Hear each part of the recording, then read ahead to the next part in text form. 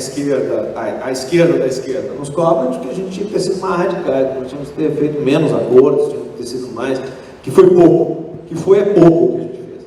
Né? Quando a gente olha os dados, foi muito, e o ataque que está sendo feito corre o risco de reverter uma boa parte desse negócio. O Plano Nacional de Educação foi para o saco, né? O orçamento da ciência e tecnologia, a gente está lutando com a campanha, com o apoio dos seus e de outros, para manter minimamente a campanha do Ciência Sem Cortes. Mas não é só que teve um dentinho de queda, uma estagnação que é resultado da crise, né? E que agora, batendo no fundo do poço a recessão, a gente começa a recuperar. É que tanto na expansão quanto na crise existem escolhas para serem feitas. E as escolhas que estão sendo feitas agora, elas são escolhas que vão ter consequências para o próximo período. Então, não é só um movimento de resistência imediata, né? Mas das escolhas e de quem é que vai pagar a conta da retomada desse negócio. Esta radicalização do conflito distributivo que a gente tem hoje, né? Essa radicalização de decidir quem é que vai pagar a conta, incide sobre a educação, incide diretamente sobre a educação. Uma das frentes de batalha mais importantes hoje para manter a possibilidade de desenvolvimento no Brasil continua sendo a educação. A gente esperaria que 30 anos depois, né, fosse dado a gente o direito, digamos assim, de a gente se aposentar com alguma ideia de que fizemos a nossa parte, demos o nosso 500. Coisa nenhuma, nós não vamos aposentar nunca. Esse negócio que o coitado do Lula está vivendo, tem que ser candidato aos 70 e poucos anos para segurar o rojão do treco. Vai ser a história da nossa vida. Né? Nos próximos 25 anos nós vamos ter que continuar brigando. Né? Brigando para manter algumas das coisas que a gente fez, para poder fazer autocrítica de outras. Alguns dos nossos programas têm que ser avaliados criticamente. O próprio Ciência Sem Fronteira, algumas das políticas que a gente achou que dava para fazer tudo ao mesmo tempo agora, não dá para fazer tudo ao mesmo tempo agora. Né?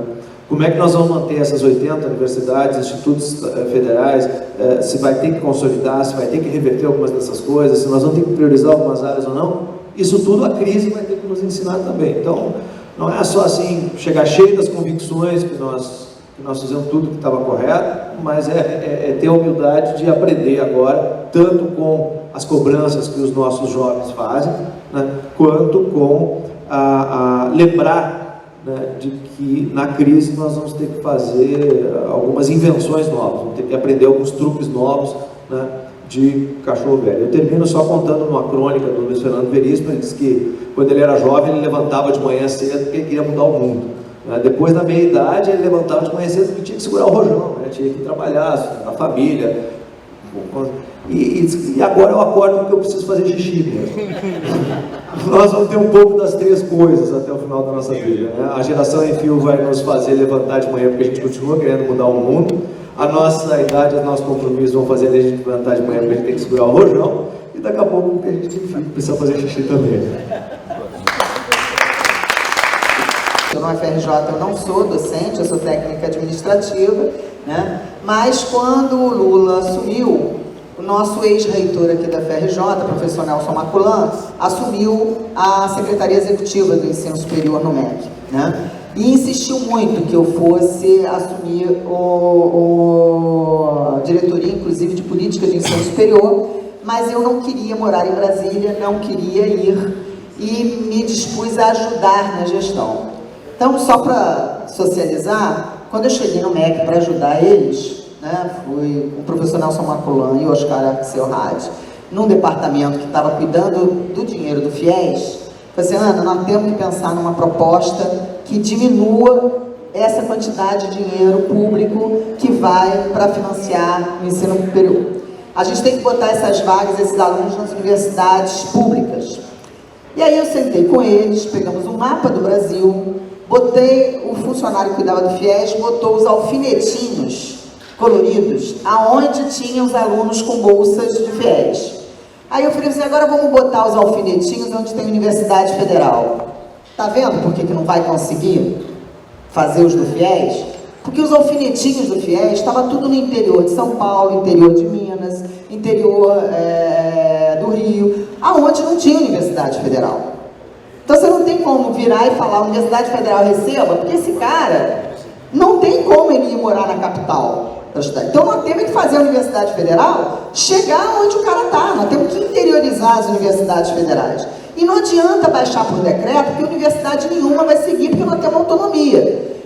O Reúne nasceu numa discussão, na época Haddad também eu participei desse processo de construção, de uma ideia de um acordo de cooperação técnica, ou seja, você quer dinheiro, porque eu falava, não adianta também botar dinheiro dentro da universidade, porque os conselhos universitários são todos dominados pelo pessoal da pós-graduação. Se botar dinheiro dentro, o dinheiro vai ser revertido na pós-graduação e não vai para a graduação. Então tem que ser um programa dirigido, voltado. Quantas vagas de graduação vai apresentar, quantos docentes vai receber. Então nós elaboramos o projeto na época, que recebemos muita bordoada. E, ao mesmo tempo, desenvolvemos o ProUni, que, infelizmente, a esquerda não foi para o Congresso Nacional batalhar e, pelo contrário, o movimento se colocou contra o que estava no ProUni, e o que aconteceu no Congresso Nacional é que eles pioraram a proposta. Na realidade, a lei que cria o ProUni, ele regulamentou a educação como mercadoria.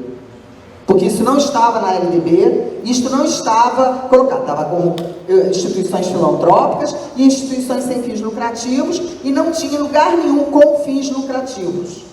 É a lei do ProUni que acaba passando com aquilo, porque ninguém foi para o Congresso brigar e defender e trabalhar. Ninguém entendeu o que era que estava por trás da proposta. Então, assim, foram muitos erros de várias naturezas, né? Há propostas interessantes que foram construídas, né? A gente pegou o Programa Nacional de Graduação, elaborado pelo Fórum de Pró-Reitores de Graduação, e transformou em políticas. Tive o prazer de participar da elaboração da mudança da lei de estágio, que possibilitou os alunos terem férias, 13º, não poder virar trabalhadores. A gente trabalhou nisso daí, foi uma coisa muito importante para o Licem, mas a gente não teve a capacidade de construir isso enquanto uma política mais ampla, inclusive com diálogo com as universidades. Essa também é uma questão, não houve este diálogo. Eu queria convidar o Celso para fazer algum tipo de comentário, que a sua participação foi importante nesse processo, nessa discussão. Você, e aí depois a gente passa para a segunda mesa em direto, tá bom? Eu queria fazer uma correção no que o André falou. Eu não sou aliado, eu sou parte do processo. A diferença que tem é que, não é hoje, eu sou parte do processo histórico.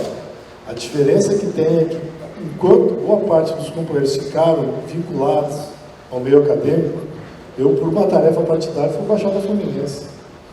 E me vinculei, eu estava comentando com o Landoni, e o Landoni, aqui agora o estava falando assim, quando teve o Fora Collor, que o espanhol estava no PT, que eles votaram por fazer ser o quadro do movimento estudantil para enfrentar o PCdoB aqui do Estado, no Fora Collor, o Comitê Central, a Ana fazia parte do processo, o Comitê Central do PSTU disse que eu era eu era um proletário de tendência, porque eu não podia existir, porque ele ia continuar na Baixada Fluminense.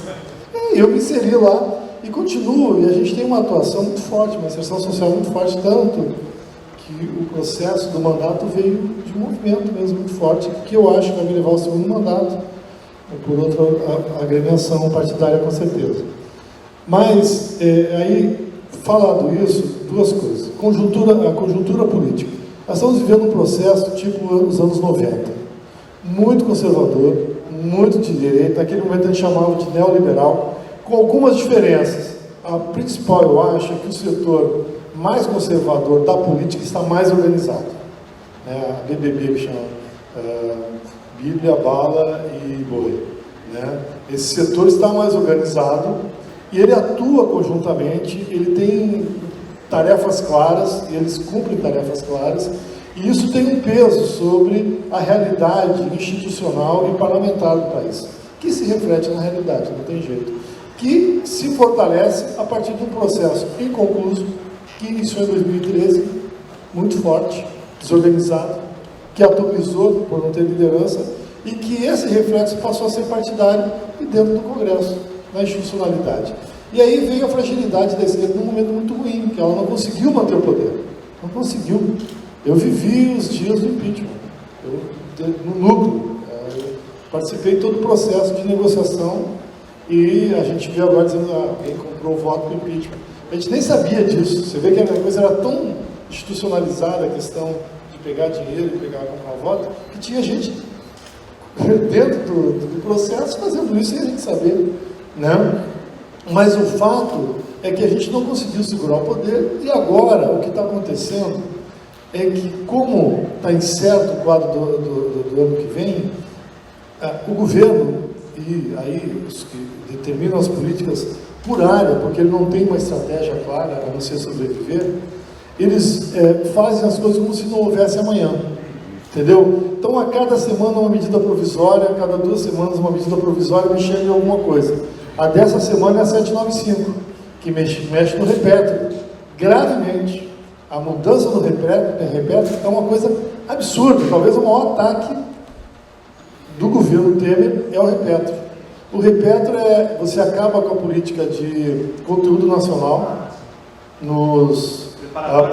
exatamente, para o pré-sal, isso é gravíssimo, mas tem uma outra coisa.